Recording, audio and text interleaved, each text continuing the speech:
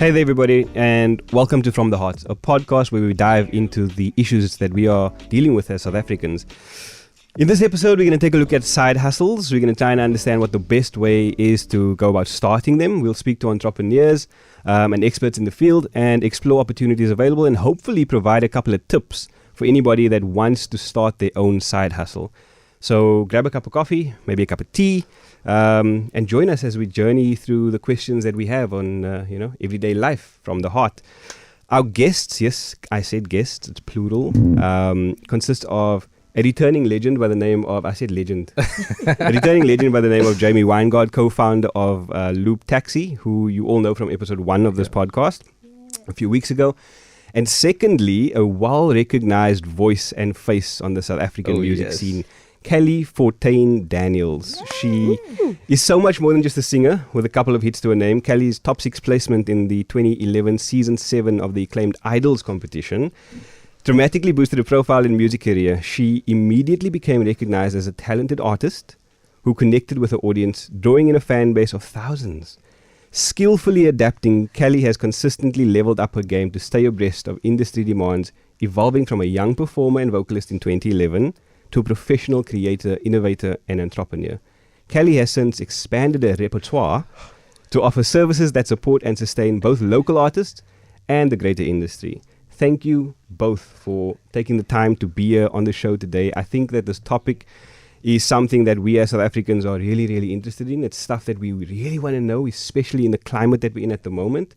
So thank you for being here. The depths. I'm great to be a gosh, but Kelly's bio. Yeah, I was gonna say, whenever I do another interview, yes, that is my introduction. Please, guys, I told you I'm gonna try and make these bios as Did you write the amazing bios? as possible. yes. No, this man is amazing. Yeah. The bios need to be as amazing as possible because people need to know who you are. It and makes what you do. think like, is that really me? Yes. Did No, I do Kelly. that?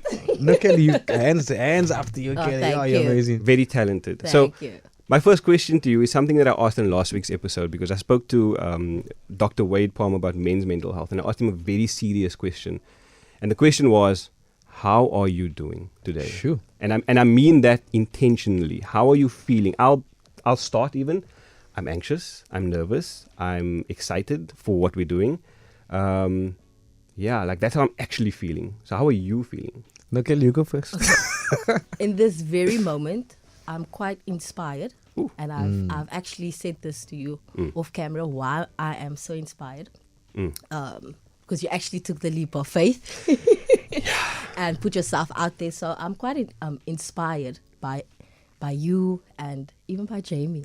Oh, since Kelly. I've connected with him. But if you had to ask me this last week, I would have said I'm doubting myself. I'm questioning if I'm doing the right thing. Yeah. And if I'm worthy. So, but right now in this moment, I'm inspired. I like that.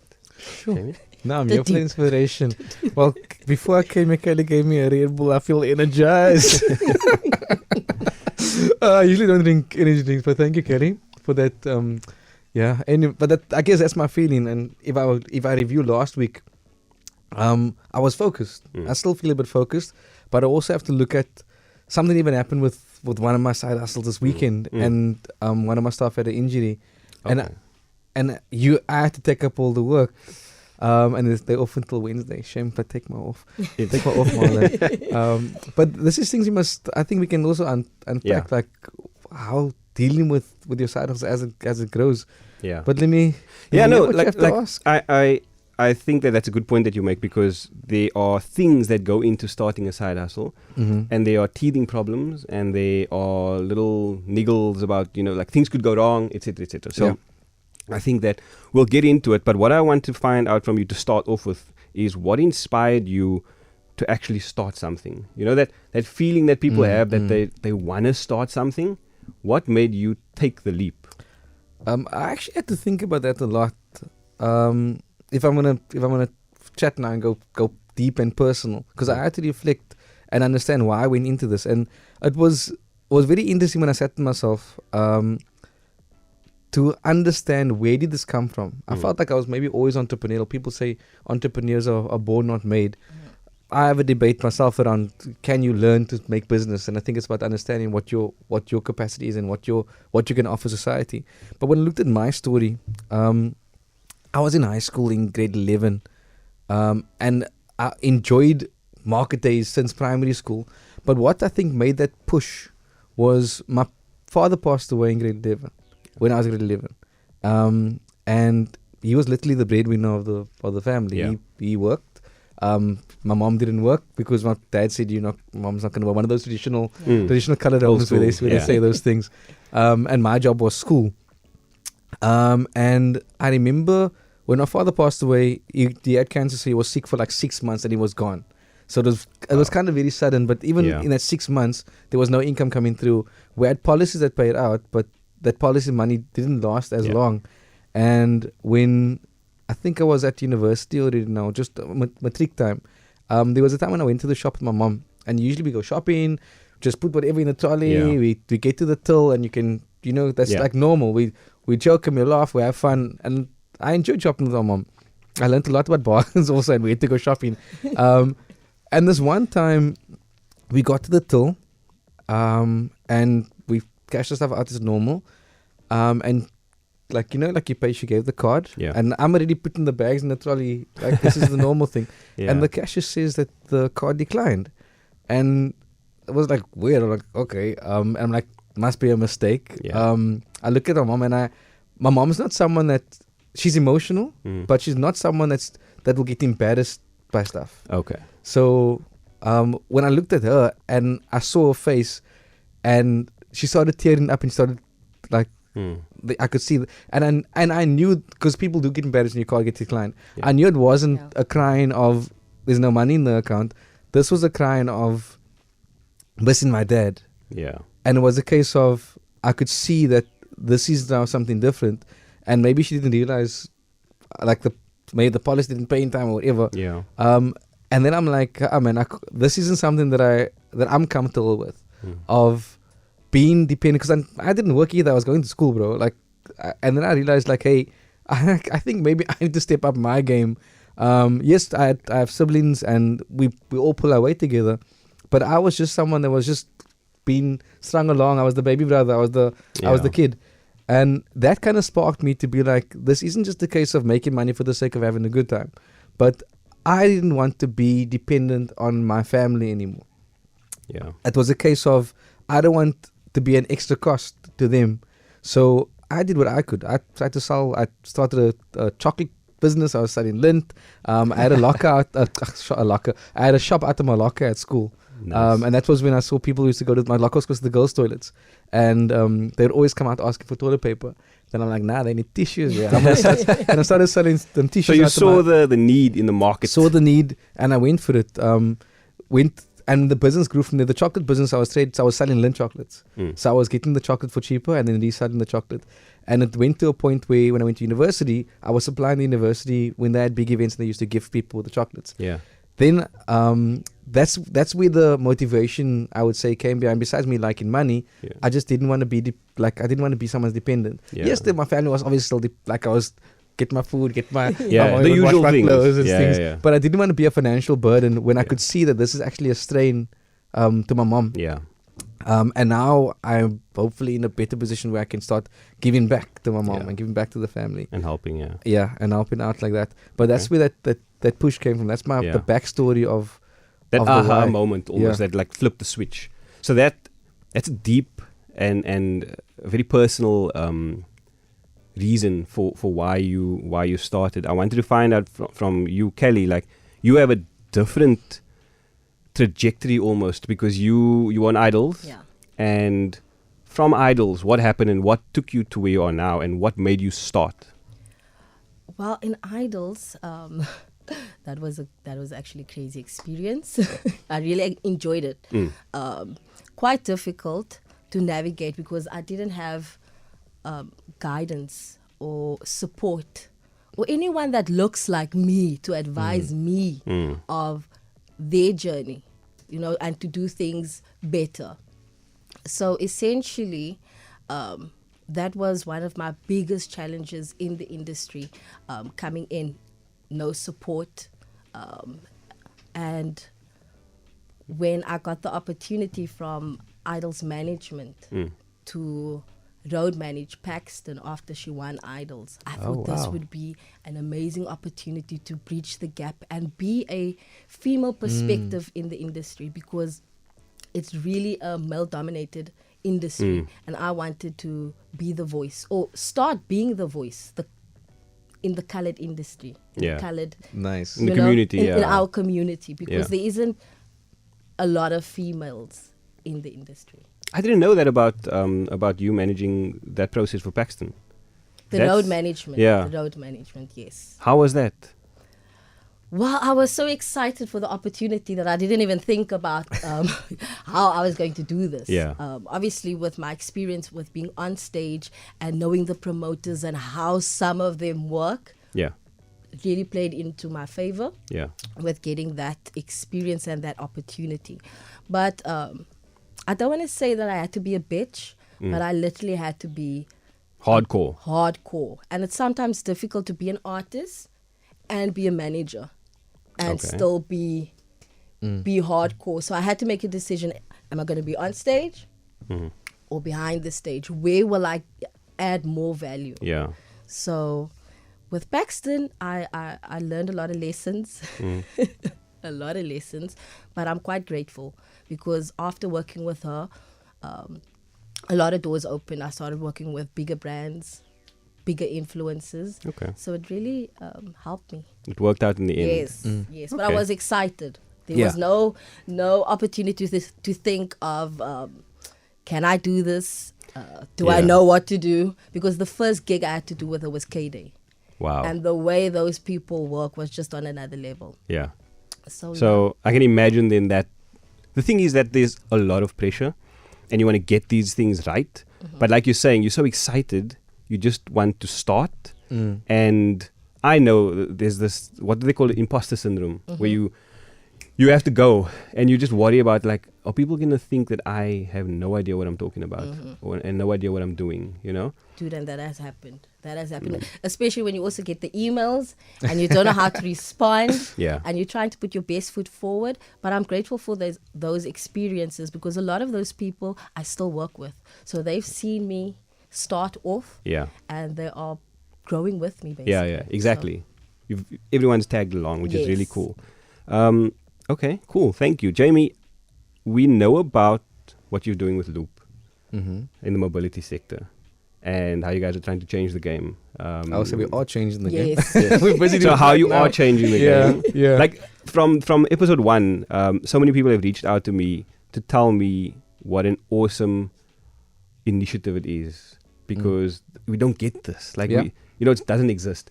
So we know about that and we know how amazing it is. I wanted to find out, what are your other ventures that are out there? And if you can talk about it as well, it speaks to a lot of the questions that people have. But, like, have you had failures and how did you deal with it?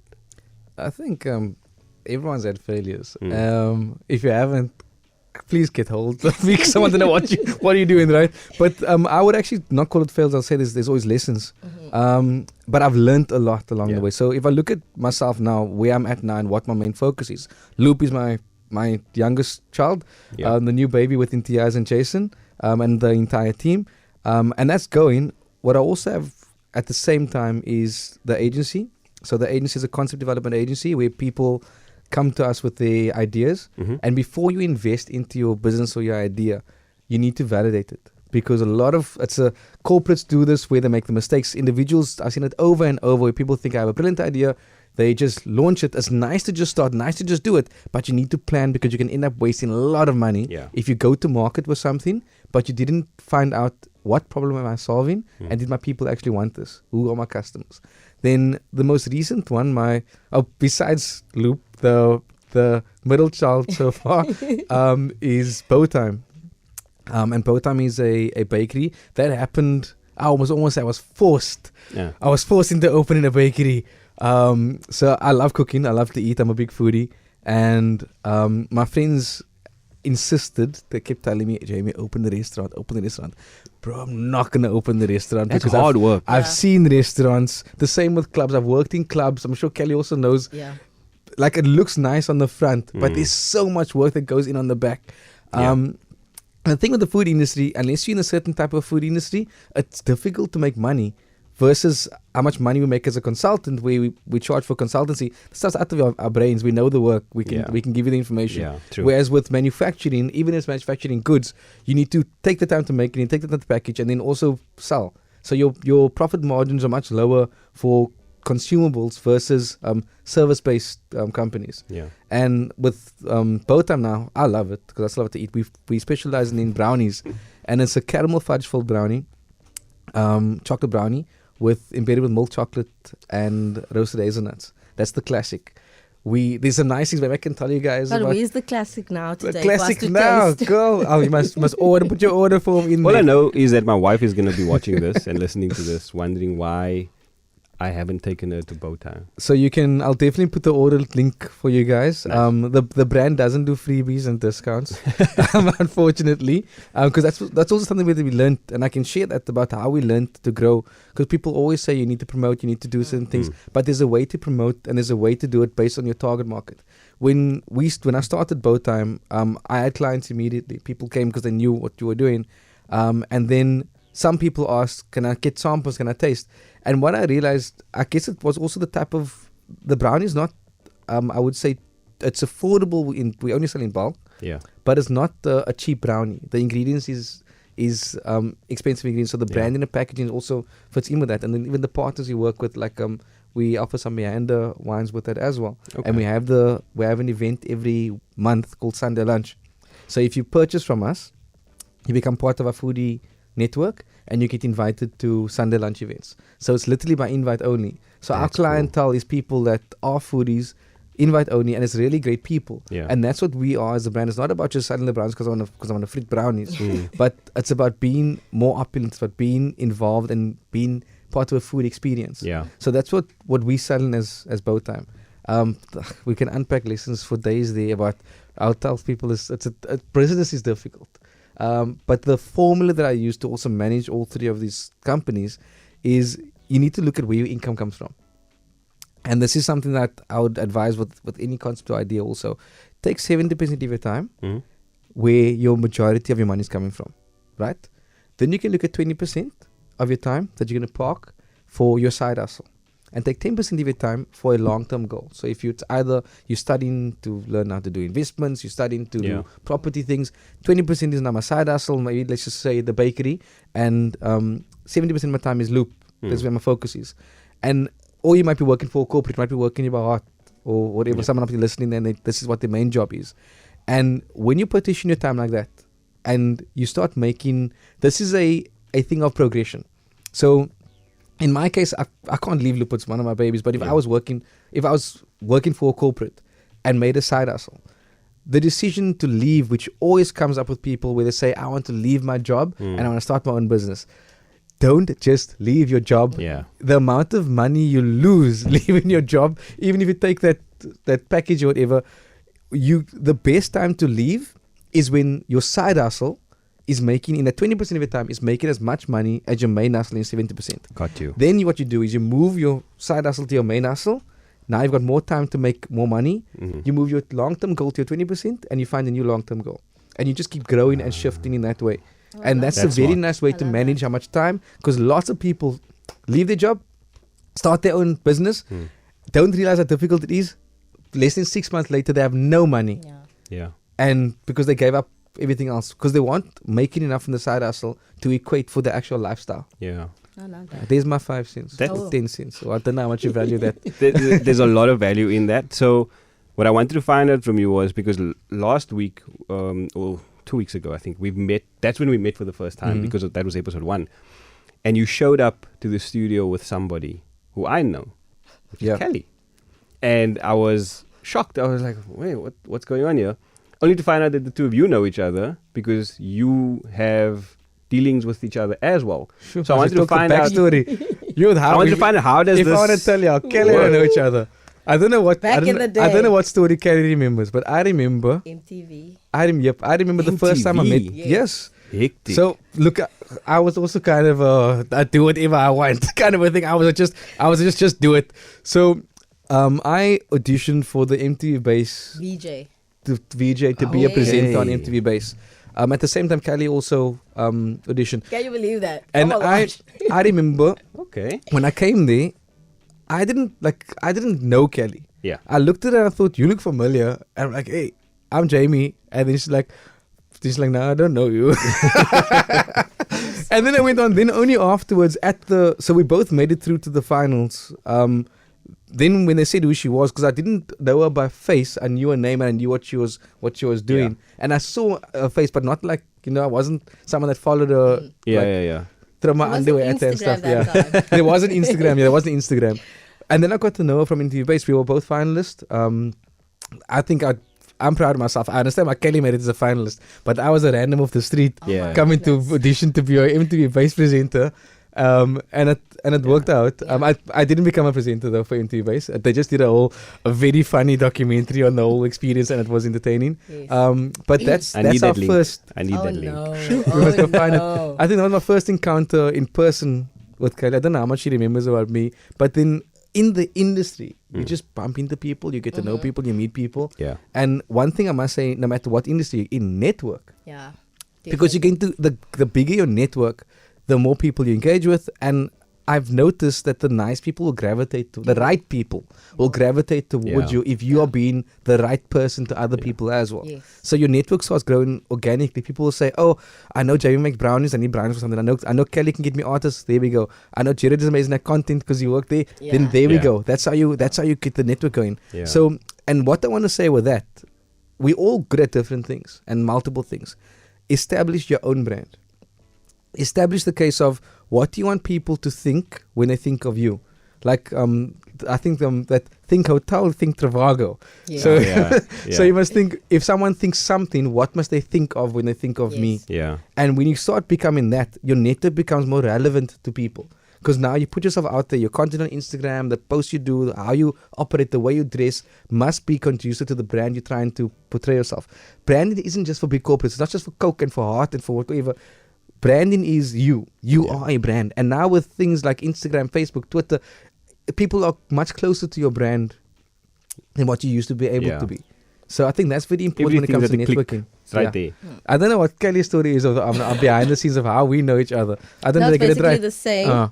And then I think it was in heavy lockdown where we communicated regarding a project, and you were still working for Better Bank. Oh yes. Oh, that's Yes. another baby. Yes, that's another baby that he was working on. And after that, we kind of lost touch again. And then last year, while I was busy with Unity on the Square, which is a festival hosted by City of Cape Town and Lukman Adams, I engaged with Jamie again because I kept on singing loop.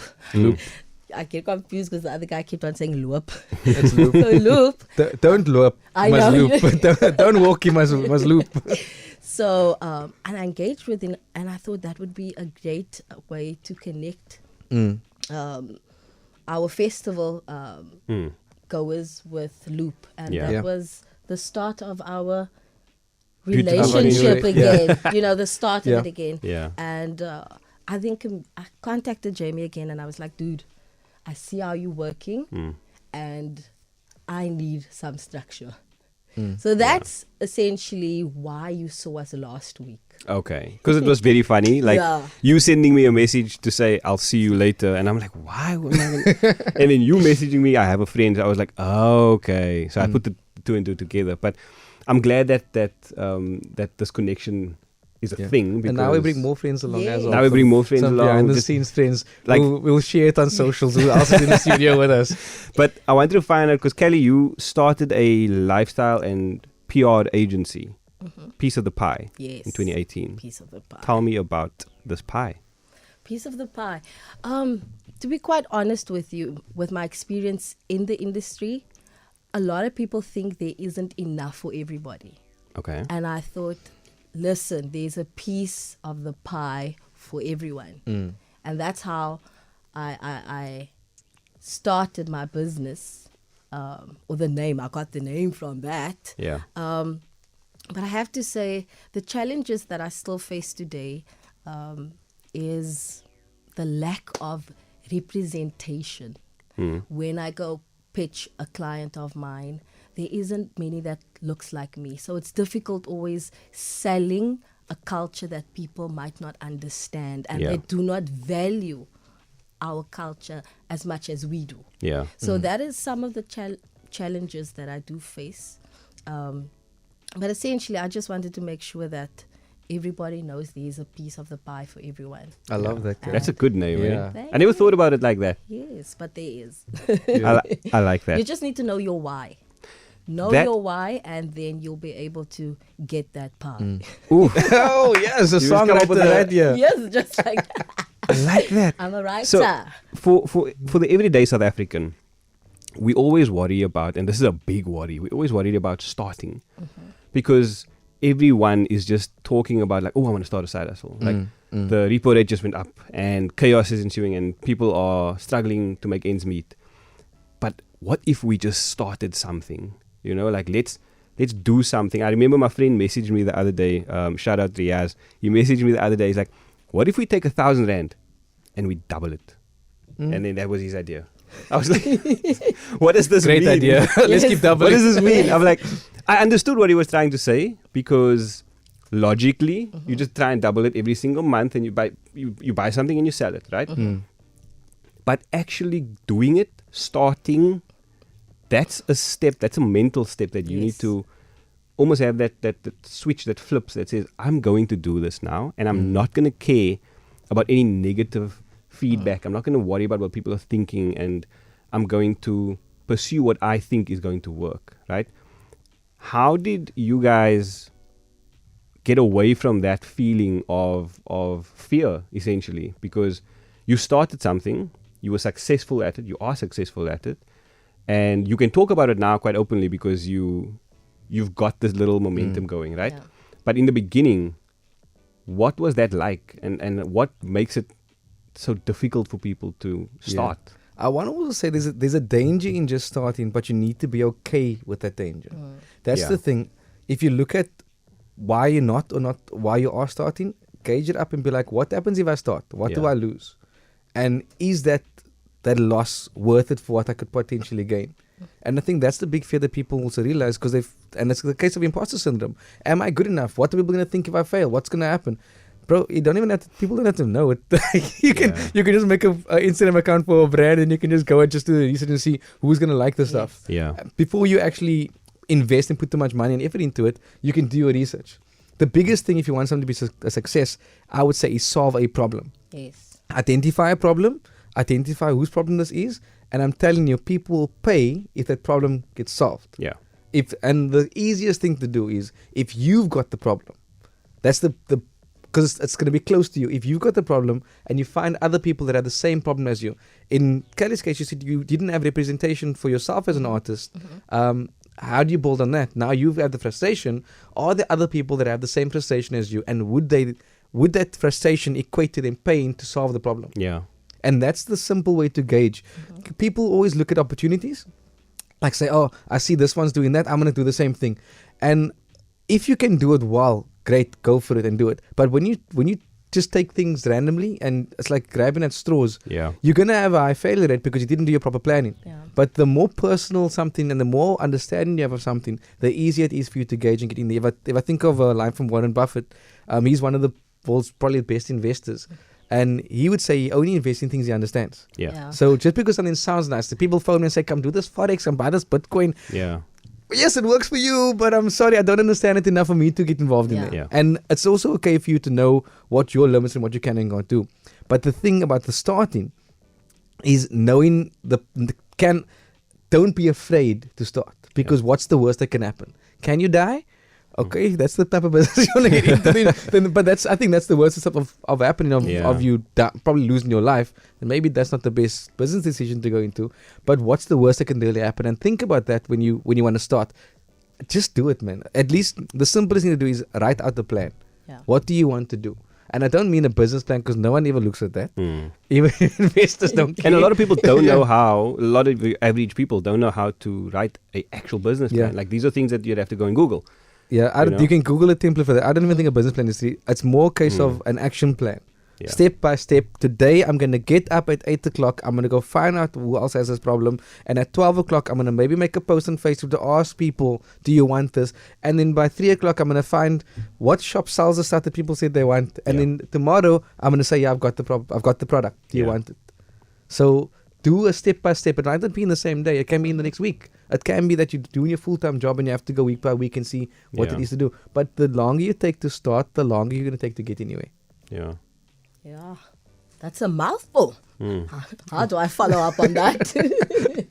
I think you part of it, Kelly. Like even for you to reach out to me, you just took the step and did it because you knew what you wanted to do. And I'm sure in your mind you have your step-by-step plan. Step 1, I'm gonna message Jamie. Step 2, I'm gonna do this. Step 3, this is what I'm gonna get. Yeah. And now we've got something big coming up. I'm not gonna announce it yet, but we've got some things in the pipeline that we're gonna change industries here.